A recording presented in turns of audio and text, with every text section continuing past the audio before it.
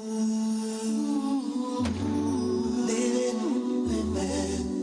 the life.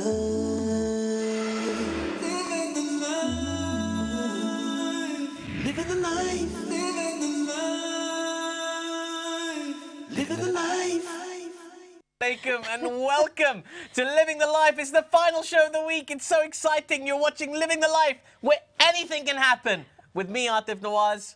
And I'm kind of scared, Rukia Khatun. We hope you enjoy the show. I'm going to enjoy it too. I'm going to enjoy it. Yeah, it's been fun. It's been a great start so far. So much fun. You know, yeah, great. Eating some rice on Living the Life. Do you want to tell the viewers what you were singing just a second ago? Well, I just like to make up my own theme song to Living the Life sometimes. So I rhyme things that go with Living the Life. I do that every day. I was very entertained. Thank you very much. Thank you for entertaining me. Live to please. Yeah, well, next time you're going to find new rolling credits starring Atif Nawaz. Anyhow. Maybe. Moving on to today's show. What? No, I'm just letting them know we're going to sort that out. Oh, okay, yeah. We'll sort that out. Today, we have a great variety of guests for you and some cake. Yes! Cake! That's what I want in my life, more cake. Yeah, I'm so excited. It's the first time that I'm on the show and there's going to be food. Really? I can't wait. Is it always me and Basit when there's food? Yes, it's always you guys that get all the food. Me and Basit get all the food. What can we say? We've got it in. That's what it is. We've got it in. Anyway, as always, we're going to bring you stories from around the world. No passports required. Don't go anywhere. This is going to be fun. It's here. You need to be here. Here. Our first guest will be here to talk about the Muslim lifestyle show happening right here in London at the end of the month. And you could be in with your chance to bag yourself a free ticket. We'll be giving viewers the opportunity to get free tickets on the show for only an hour, starting from now.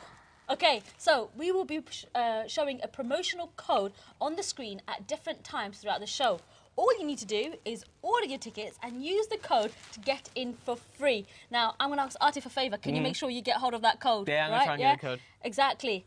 As soon as the show finishes, the code will be no longer valid. So please keep watching. It's on now. It's on now, right there. That's the code. That's the code. That's the code. Write it down. Get a ticket. That's the code. That's the code. That's the code. You got it? You got it? It's not a hard code. It's not. I think we could have found a harder code, guys. But that's all right. This is it. That's the code. Write it down. Write it down. Have you written it? Are we telling them what it is, or do they have to? Do they have to actually? Right there. That's the first time I'm making it easy. Next time I'm going to tell them. Exactly. Pay attention. Keep your eyes. Remember, go to the website, check it out. Muslim Lifestyle Show. Now, our second guest is a visual artist, they see. And they're also a spoken word poet. She'll be on talking to us about her recent work abroad teaching basketball in Tanzania. I love both of those things. Because we love basketball and we love Tanzania. Yeah. And our third and final guest on the show owns her own halal cake business. And she'll be sharing with us a selection of the cakes she has made. You too, at home, can sample the cakes as we'll be giving away a free box of cupcakes from our guest. Stick around to find out how you can do that. I kind of want... This is an amazing show. We're just giving it away today. Giving stuff away. Giving everything away. It's the kind of show I like, and it's the best kind of show. Generous giving. Yeah, with this is it. Giving program we are, yes. That's how we roll. Cake, free tickets, basketball. Music, entertainment. We've got it all. Yeah. All of it. Yeah, we're finishing each other's sentences That's now it. as well. As well. Yeah. Finishing each other's sentences. Now, yes, before we introduce our lineup, and I know you're really excited for it, our first VT of the day. It comes from Bangladesh. And as Bangladeshis celebrate Bengali New Year, the event is full of colour and celebrations that last over a week. Traditionally, it's celebrated with family and friends and is overall a very colourful and joyful occasion. Have a look at this. Thousands of Bangladeshis marched through the capital Dhaka today to celebrate the first day of Poela Boishakh, the Bengali New Year. Some carried large, colourful masks above the crowd and pushed replicas of large animals of Bangladesh, whilst others beat drums and danced their way down the street.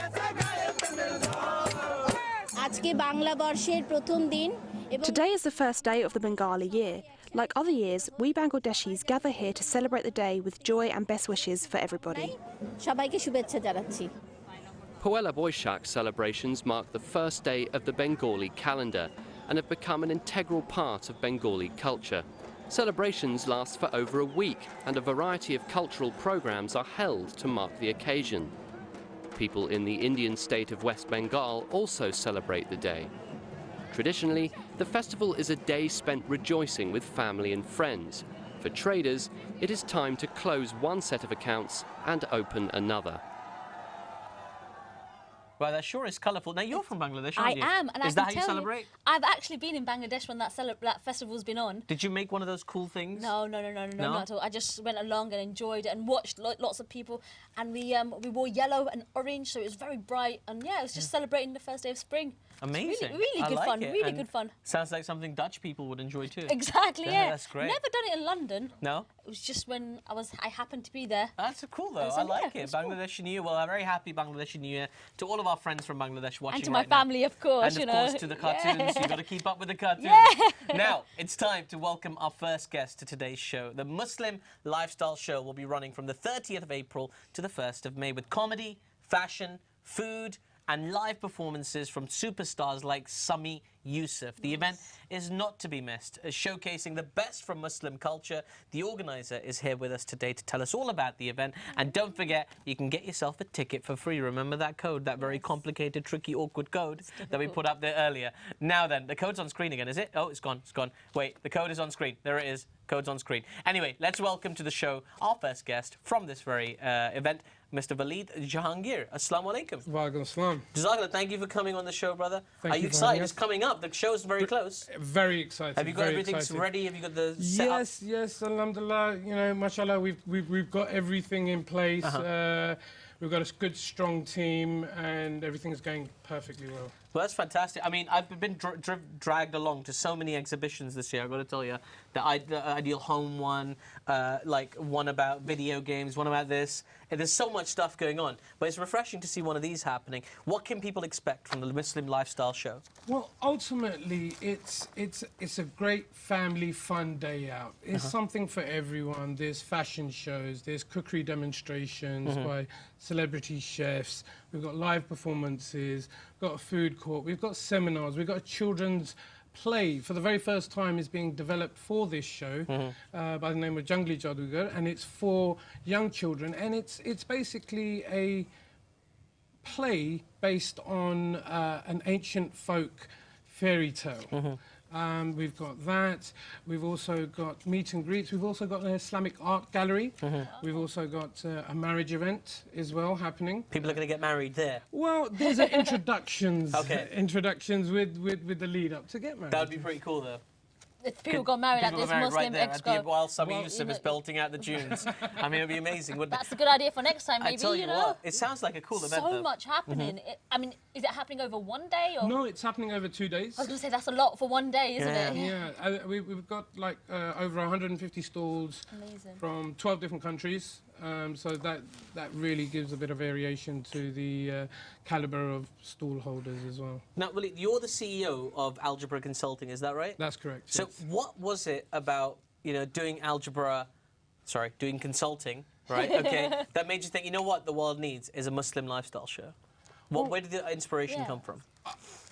Our company has always been in events, and we do events to create a vehicle and a platform, not just to do an event for the sake of doing a concert. So the idea came about literally by looking at the community and looking at some of the hardships that the community go through with media and so forth. Oh, yeah. I really wanted to provide a mainstream platform without the politics and without the religion, where we have brands and where we can showcase the richness of what the Muslim community and culture has to offer on a mainstream platform, where it's then recognized by non-Muslims. Oh, fantastic. There are prayer facilities there, though, of course, I imagine. Yes. Just in case people are Yes. That's brilliant. I like the idea of building, and meet the media. I think everybody knows we can all use some. Yes. Some of us have been through a lot of that recently. Sorry, okay, you were going to say. No, I was going to ask. Like you were saying, it's obviously sounds like a very inclusive sort of environment. People who are not Muslim, can they come along and can they check it out? And hence we're really encouraging interfaith communities to come to the event.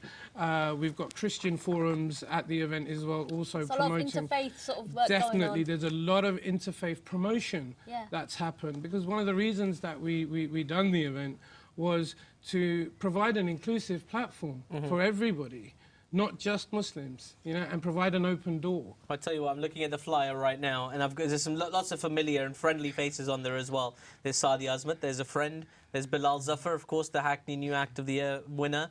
what's his, Sami Yusuf is there as well. There's a lot in terms of entertainment. There's a lot going on there as well. Yes. I mean, I don't envy them as a stand-up comic to have to perform in an exposition. Like, is there like a standalone space for entertainment?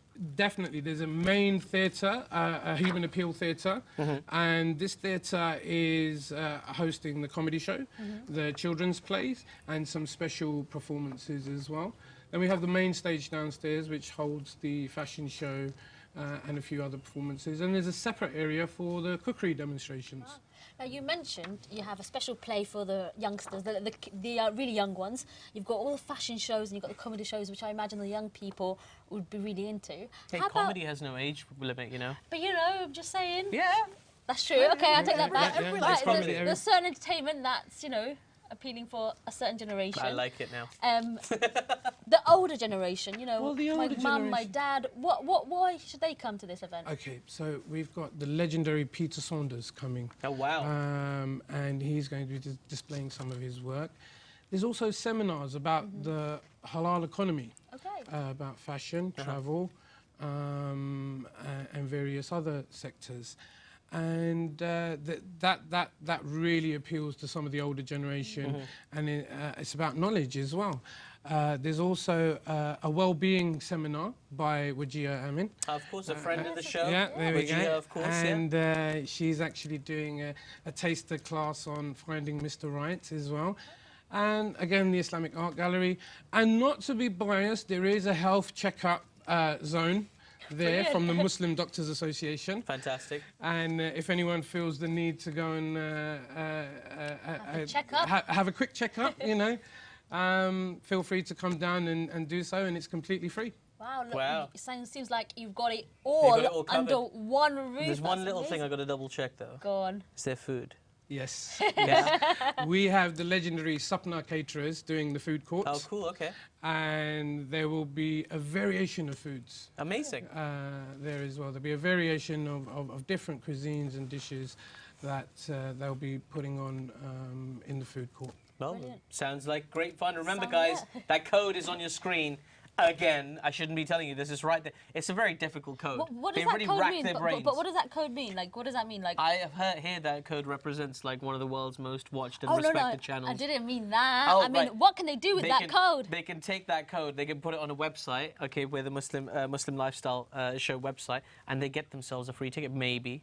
Well, it's time for a quick break, but you know what you can do during the break, you know, the code's there, the website you know, so you know what to do. But before we go on another break, we have a story from Switzerland. Luxury watchmakers Zenith are one of the many Swiss watch manufacturers. The Swiss are famous for watches, aren't they? And chocolate. Oh yeah, chocolates. And Roger watches. Federer. Okay, yeah, okay. But on the watch front, manufacturers are struggling to boost the demand for luxury products due to the cheaper alternatives and the rise of smartwatches. Have a look at this.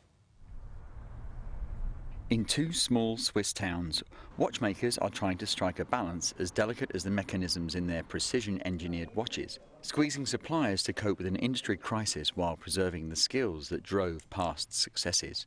Every gesture is precise, calibrated, and requires patience and dexterity. In 150-year-old Swiss luxury watchmaking manufacturer Zenith, 250 people work each day to invent, design, assemble, decorate tiny mechanisms or movements into luxury watches known all over the world and worth several thousands of dollars.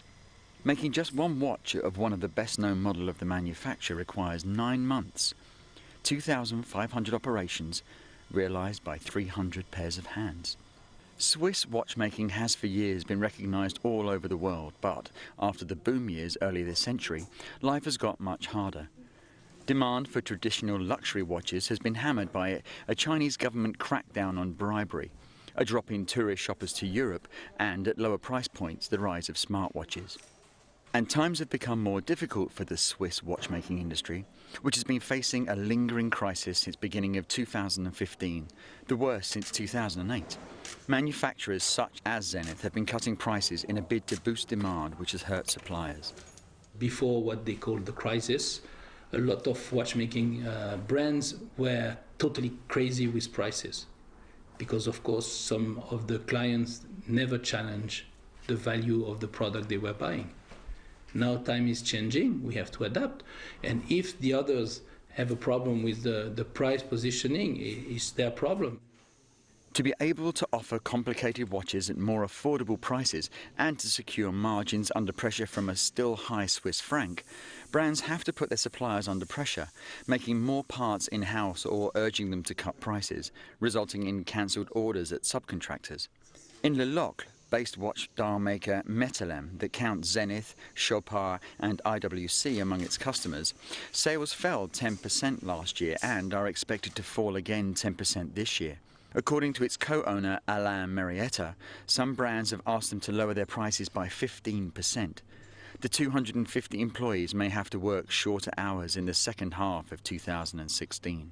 According to the Watch Industry Employers Association, 1,000 jobs have been lost in the span of a year from more than 59,000 jobs in the Swiss watch industry.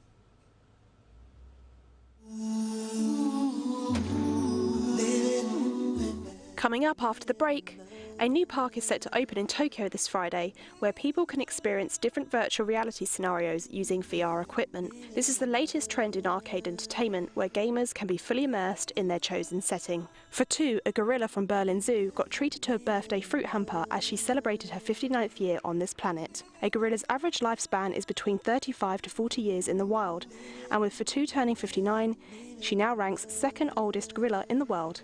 Keep watching to find out more. Living the life.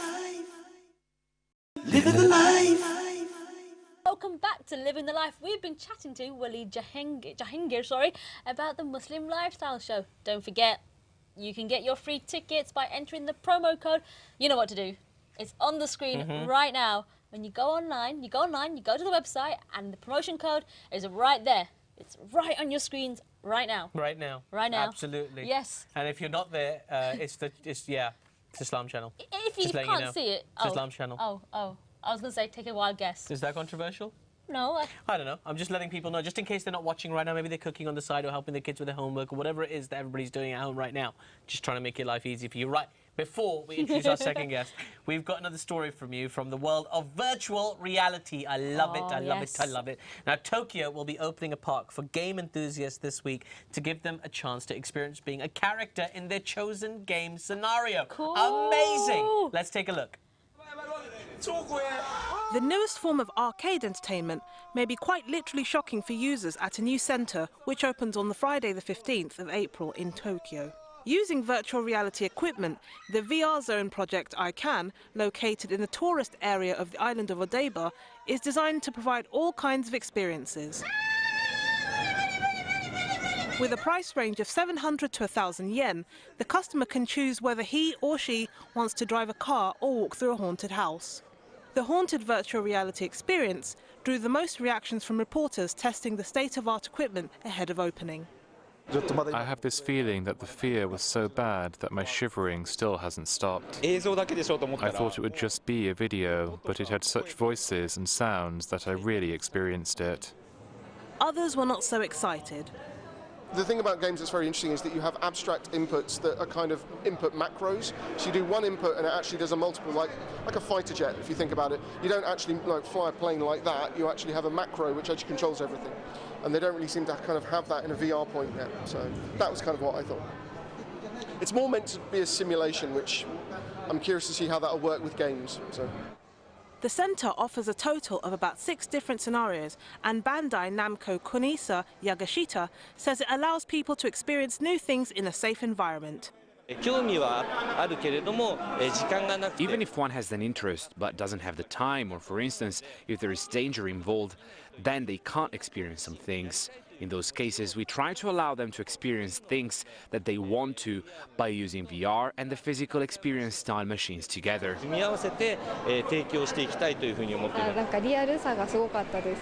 The reality was quite amazing. There's an elevator from the second you first enter, and that sort of feeling of distance actually matching was quite impressive. Yagashita added that even though the park is only supposed to be open for 6 months, they are likely to add additional scenes later in the year to keep the new virtual world continually interested. That's so cool. Augmented reality. Augmented, like, it's just the VR stuff, right? It's amazing, like the new virtual reality headsets. Virtual reality. You can do cool stuff, and I've got to say, everything that comes out of Japan tech-wise is on point. I love it. I've got a question for you. Yeah. If you could be in any game, yeah, right, which game would you be in? Oh, undoubtedly in Super Mario 64, because, yeah, it's like this huge world that you can just lose yourself in. So Japanese game makers, yeah, Super Mario, make it happen for Atif. If you put me in Super Mario, yeah. I'm helping you out here, bro. I appreciate that. You go. Thank you so much.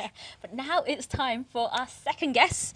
She is a British Sudanese visual artist and spoken word poet who's recently returned from Tanzania. Get this, working on an educational program in a small coastal town where she taught basketball. And she's using her basketball skills to teach young boys and girls from all over, from her travels. And here she is, and I'm really excited because we're both basketball fans, aren't we? Absolutely. Right. The one, the only, Asma Elbadawi. Have I said your name right? Yeah, you have. Assalamu alaikum and welcome. Welcome to the show, Asma. That's great. You were in Tanzania recently. Which part of Tanzania were you in? So I was in a coastal town called Lindi, by the Indian Ocean. Yeah. That's amazing because, like, when people think of Tanzania, I think they probably think of the big. I was in Tanzania last year, and I was in Arusha, in Kilimanjaro, in the Serengeti, and all these, and Zanzibar, of course. Oh, but nice. like Lindi, I didn't even come across it. It must be a very small kind of coastal town. It's quite big actually. It's really? not that small. It's just the roads have only opened there like in the past years. Oh wow. Yeah. So it's kind of not as developed as all the other places. So that's why they sent us there initially, because it's not as developed, and they wanted us to go work there with the children and stuff. That's cool. Turned up with a basketball. Yeah. Amazing. I actually emailed them just before I left. I was like, "Do you have a basketball court?" And they were like, "Yeah, there's one just by the beach if you want to bring your basketball." Amazing. And I just took it. I was like, "Yeah, I'm taking my basketball." Did you deflate it on the aeroplane and stuff like that? No, I just took it. Oh, wow. I just carried it. I made sure everyone knew I had a basketball with me. That's so cool. So tell me, you've got to start from the beginning. How did your volunteer work start, and what was it that you went there for? Okay, so after I finished my master's in the sort of visual arts, and I kind of I played basketball as well, and during that time I got my like level 1 and then level 2 for basketball, and then I wanted to know like how I can use all these things to kind of help people, and it got to a point level where 1, level 2 in coaching. Yeah, and then it got to a point where like I didn't know how to do these things in England. I didn't know what path to go through, and then I decided to basically have a year off and find out what that could be. And then I started looking into development and volunteering abroad, and so I found like VSO, ICS, and they seemed to have like a program that fitted everything that I wanted. Like they had the educational side, they had the like agriculture, they had like different things, and you could be placed anywhere. But on top of that, you were able to sort of be flexible and do your own projects. So that was great for me. And then I applied. I went through the process, the interviews and everything, and then I made it. And then they asked me where I wanted. Well, they offered me Tanzania or Nepal, and I took Tanzania. Amazing. Yeah. Wow. What was it that you actually did on the ground, apart from the coaching and the basketball? What were the other things that you did? So it was mainly like working in schools, in high schools for kids between 12 and like 18, 19. And we were basically working on their soft skills. So getting them to be confident with their English, getting them to like work in a team, getting them to sort of consider each other like for various different things, because we wanted them to know how to sort of work in a working environment. So once they finish school and they want to get a job or an interview or something, they can kind of go about doing that quite comfortably. So that's what we were there to do. Like, we weren't there to kind of, it was sort of a bit like wanting them to think about their careers, but mainly it was getting them to be confident and speak out and that kind of stuff. But how do they respond, these kids, because they're young people, right? Yeah. And here you are, you've come from Britain and you're there in their country. Like, how do they respond to these, like, English people just coming in and teaching them all this stuff? Well, it wasn't just us. There was 11 UKs and there was 11 Tanzanians as well. And each person got placed with a counterpart. Okay. So every 2 people were in a school with another 2 Tanzanians, like 2 UKs, 2 Tanzanians. So the TZs actually had to translate most of the time because the English wasn't great. But it was strange initially because there wasn't that much cooperation between the kids. And then we'd have to sort of be like, this is why we're here, like we don't get paid, because there was sort of an idea that, you know, these people come from different places and they get paid to do this, but we don't. So we were trying to get them to sort of warm up to us But I think like with me, the coaching helped because they sort of saw me as someone outside of just that mean teacher. Yeah, of course. That's pretty. That sounds fascinating. I think you've done some great work out there, so you should be very proud of yourself. And we're very pleased to have you here. We're going to chat a little bit more as the show continues. Right now, though, we're off for another quick break. Before we go, we have a story from Berlin Zoo. Now, Fatu the gorilla, that's right, Yay! Fatu the gorilla celebrated her 59th birthday in style, as gorillas are known to, right? Yeah. She got hampers from zookeepers, and she's now the second oldest gorilla in the world. She's now over a decade older than the average gorilla lives to be. Wow. Let's take a look. Fatu, the grand dame of the gorilla community at the Berlin Zoo, celebrated her 59th birthday this week. Almost a historical day for the gorilla lady, but also for the zoo, which is located in the center of the German capital. There's only one gorilla in the world older than her. Gorilla Lady Colo lives in the US state of Ohio and beats her to the title of oldest gorilla by only 4 months. In Berlin, Fatu was presented with a gift hamper by her zookeepers in order to mark her special day. The old age is special, something which makes us very proud to be able to take care of a gorilla who is already 59 years old and lives in our zoo for 57 years. This is sort of a permanent fixture and more or less a great figurehead for us. For her age, Fatu is still in good condition and moving around unhurried. Fatu arrived at the Berlin Zoo at the tender age of 2 years, having already experienced some adventures in her short life. At the zoo, she enjoys a special treatment for elderly gorillas. Her food is being cooked and bite-sized as Fatu hasn't got many of her teeth left. She lives in a separated pot in distance to the other gorillas so that she gets some peace and quiet. And she has a godmother who visits her every weekend at the zoo.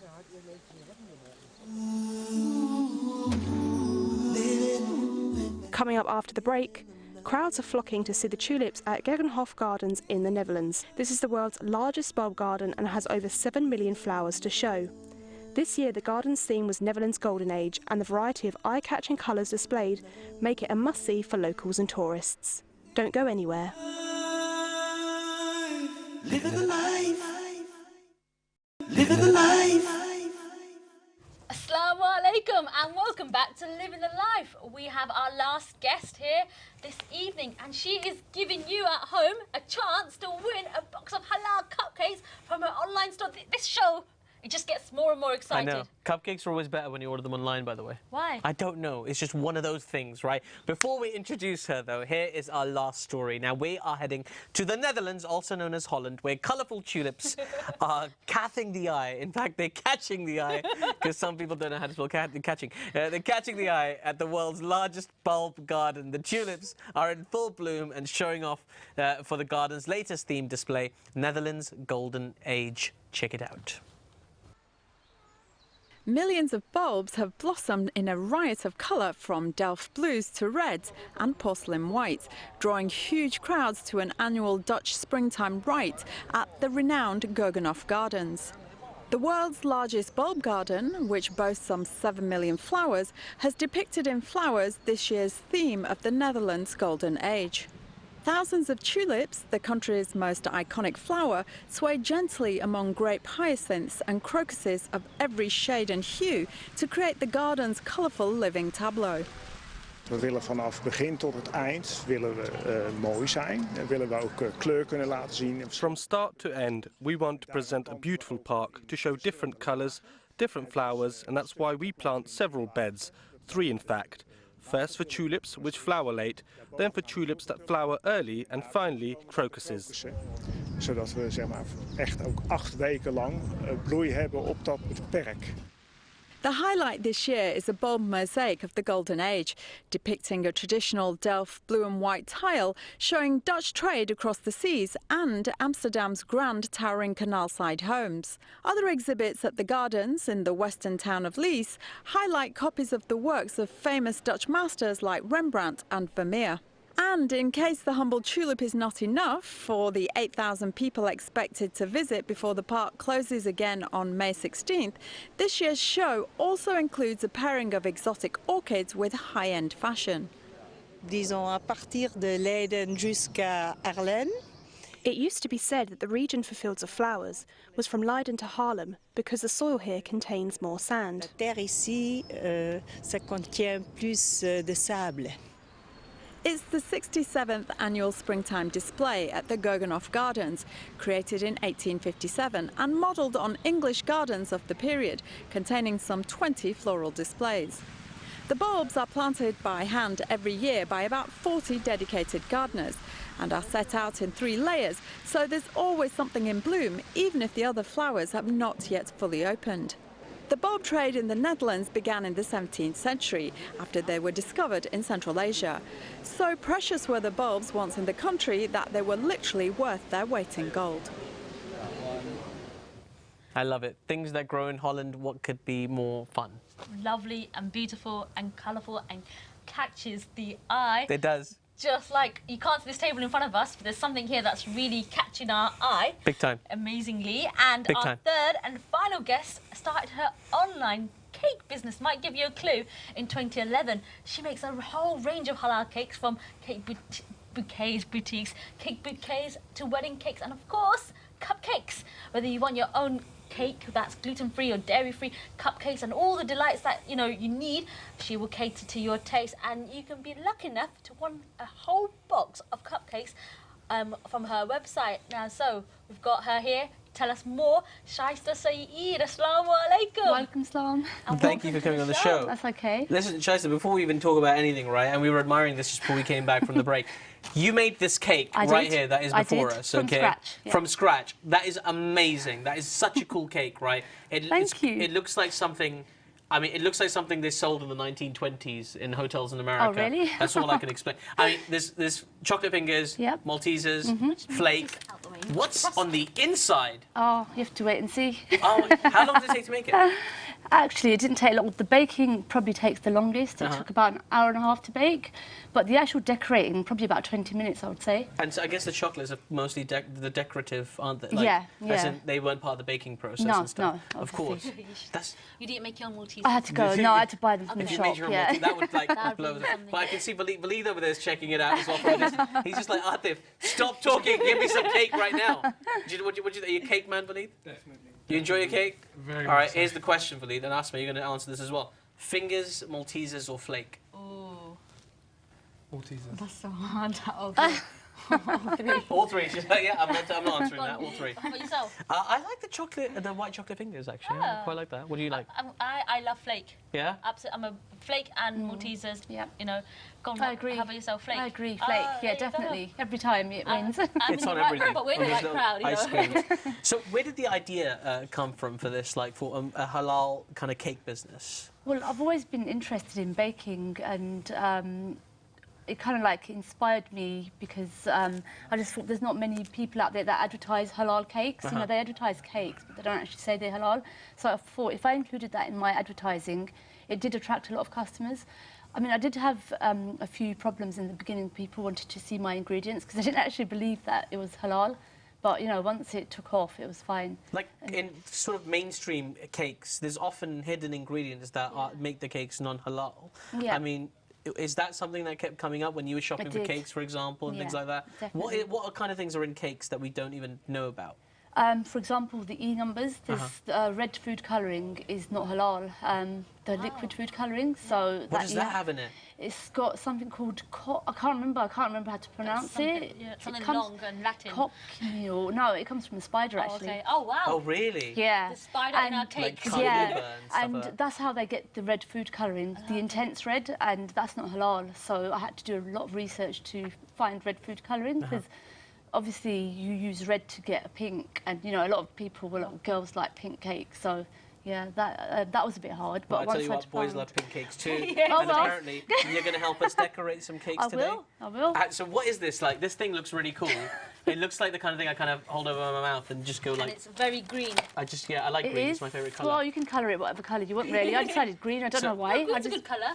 So yeah. What are we doing? So, right, I show you? Here we go. Yeah, please do. Right. So what you have to do is you have to kind of like twist the bag. You have to, and wait until a bit comes out. Okay. And then do you want to have a go, or should I show you? Should have a go. Shall I? Can I try that? Go I've always wanted to do this, actually. Okay, so here's some cupcakes. Yeah. What am I doing? So, How am I going to... So you get your cupcake, Okay. and yep, you hold it right above it, and you just kind of like pipe. Okay. Ooh. And you have to turn it around as you're piping. Okay, So move it around. Like that? Yeah. Am I doing this good? Brilliant. You are. You're doing really well. Okay, good. That's brilliant. Good.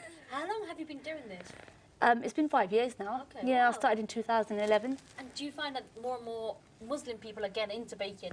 A lot, especially after- online, and a lot of people never used to deliver cakes, especially in How's my that? area. That's my cake That's decorating. beautiful. What do we think, That guys? is great. Would you eat that? Huh? Would you? Yeah, everybody likes it? All of our camera crew are like, yeah, we'll Do you eat want to that decorate? right Do you now. want to put a bit of decoration on We it? can put more on there? Yeah, I you've thought you got were having a the go at the piping. sprinkles there, so you And know maybe you could. there's another one. I don't know. Maybe Asma or Waleed wants to have one Yeah? have a go. I think Asma would be. You're artistic. Are you sure? I think you should have a go because you're artistic. Here you go. We'll save one for you to decorate. We've got some other bits and bobs in here as well. So There you go. why don't you take the Asma and then you tell me what we should do. Okay. Oh, wow. Okay, funky stuff. So Here we go. I've got some sprinkles, I've got chocolate sprinkles, I've got a bit of glitter because I put a bit of glitter on that cake as well. Okay, and it's all edible And, glitter, I take it. It's all edible glitter, yeah. And there's a few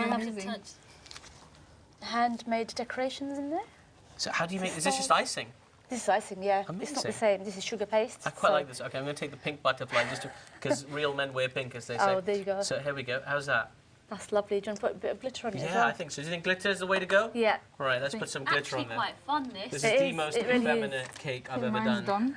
But whatever. Okay, so if we take a bit in there, You know maybe. exactly what to do. I think you've done this before. Does it look like I think it? you have.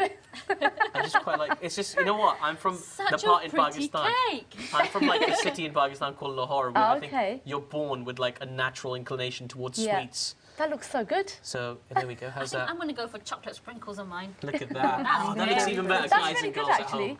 That's really good. Don't tell me I can't make cake. Look at that. It's brilliant. Gorgeous. Yeah, I made I'm that. putting some of Totally. these on, I Well, I decorated that. So tell us, people at home watching, they can win a whole box of cupcakes from your online store. Now, what do they have to do to win that cupcake? They have to tell me what makes a perfect cake. Ooh. They have to tell you what makes a perfect perfect cake. Well, actually, I think we've already done something on Twitter. That's a great question. I've seen I tell it, you yeah. what, we asked people on Twitter earlier, what does the word halal mean? And we've already got a whole bunch of entries. So that's how people are going to win the cake. But since you bring it up, I think we should... I like that question. it's a good question. What are the key ingredients for a cake? Will you tell us what makes a perfect cake? Right, so you have to have, there's 4 key ingredients. There's butter, sugar, flour and eggs. Okay. But how you mix them is key to how you're going to get your sponge right. Okay. So there's 2 methods. The first method is called the creaming method. So you mix your sugar and butter first, and then you beat that for 5 minutes, and then you add your eggs, and then you add your flour. The other method, which I use, is much quicker. You put in everything together and you beat it or whisk it for 5 minutes. With your own hand, not one machine. Well, I used to until I brought a machine. Yeah, if you haven't got a machine, yeah. Because you have to You'll whisk be it a building lot. those It's not muscles just up. like you think, oh, it's nothing, but it's Yeah. actually quite. Listen, this is very cool. Oh, I like that. Okay, That's show it to the lovely. camera over there. I've gone It's all really Actually, I'm cool. going to go on that side Yeah. because there's more sparkle You had to outside. one up me, man. Look at Sorry, that. sorry, guys. Look, That looks good, and it's though. got That sparkle. looks really That looks good. really good. And it's got a... Chocolate thingy. Yeah. Yeah, it's got a star. Yeah. Like a star. Yeah, Very kind good. I like it. Listen, guys, Some it's been such a decoration fun for you. show, and we're going to finish it with some cake shortly in a minute. But just before we kind of wrap up, Waleed, people who want to get tickets for Muslim Lifestyle Show, if they're not lucky enough to win the competition, how can they buy the tickets to the show? And one more time, why should they come? Well, tickets they can buy from www.muslimlifestyleshow.com. And one of the reasons they should come is going to be the biggest family fun day out of the year. Fantastic. I like it. It's a bold claim as well, so I really hope... And the code is on your It screen still is. right it's on now. the screen right now as well. Asma, you were telling us about your experiences of volunteering abroad. I'm sure there's a lot of people watching who'd love to kind of follow up on that. And also, I mean, we didn't even get a chance to talk much about your poetry, which is marvellous. But how do you, from your experience of volunteering, what advice would you give people that are watching right now about getting involved in volunteering and trying to do something positive in the world? I think they should go for it. Like if they want to go experience something different and they want to learn something new, then volunteering abroad is ideal because you get to spend time in a different country, you get to work with different people, you get to learn a new language. It's just all so exciting, and you do it with people like from England as well. So it's an amazing journey, and like everyone should do it, I think. And it's really easy as well. Like I just applied online on a Facebook page. It's just ICS volunteering, and they can just go on there and do it from there. Amazing. Very inspiring. ICS volunteering on Facebook, fantastic. Do show us your cake. Yeah, okay, but look at that. That's a pretty cool cake, Asma. Look at that. That looks like a forest, like That's a greenland. really good about mine. That's pretty cool. It looks like a Christmas tree. It's brilliant. Shaista, we're talking. Since we've got all the cakes and you've been so kind to show us how to demonstrate, if people want to buy one of your lovely cakes and they're not the lucky ones who get to win that whole cupcake box, how do they find your cakes? They can look me up on Facebook, Cupcakes and Delights. I've also got my own website. It's cupcakesandDelights.co.uk. So, fantastic. Yeah. And if they Google me, I actually come up in the top 10 at the moment when you Google fresh cream cakes in Ilford. Amazing. So I think I'm about number 3 at the moment. I've dropped down. I was number 2 a few months ago. I've dropped down. Help her, bring her there's back 10 up. results. There's more than 10 people with the result for fresh cream cakes in Ilford. Oh, yeah. Ilford needs to lay off the cakes for a little bit. bit. They really do. That's what I'm thinking. We do have a cake in front of us. Would you do us the honours? Because you did say there's a quick surprise in there. There is a surprise. I tell you what, we're gonna announce the name of the winner in a second. But just before we do that, how would you feel about cutting the cake? It's nobody's birthday, no nothing. How would you feel about cutting the cake? And maybe we could have a little taste. The winner as a celebration. There you go. That'd be good. Well, I'll tell you what. The question we asked you on Twitter earlier was, what does the word halal mean? Okay, and I think we all know what the word halal means. It means permissible, of course. And the winner of that Twitter competition is. Drum roll, please. Let's have a look. Drum roll, please. Halwa Idris. Halwa Idris, you have won the Twitter competition. Wow. You will have a box of cupcakes coming your way. Lucky Make sure you follow person. Islam channel. We'll follow you back. We'll do all the details on Twitter. But well done, congratulations, and make sure you share those cakes with the ones around you. Your nearest and dearest. Your nearest and dearest as well. Amazing. We're going to enjoy some of this cake momentarily, but sadly. We're out of time. We're out of time. We're out of time. But it's been a great show. Thank you so much for being here. It's been fantastic. It's been one of the most exciting shows. We've had basketball, we've had Muslim show, we've had cakes, you know. It's been amazing. It is. And don't forget, you can stay with us on Twitter at Islam Channel, #LTL. Please don't forget to watch your favourite clips again via youtube.com/Islam Channel TV.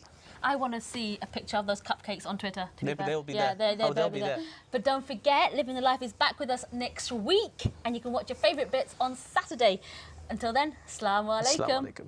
And it's time for us to have a look at some cake. Get into the cake. Living the love.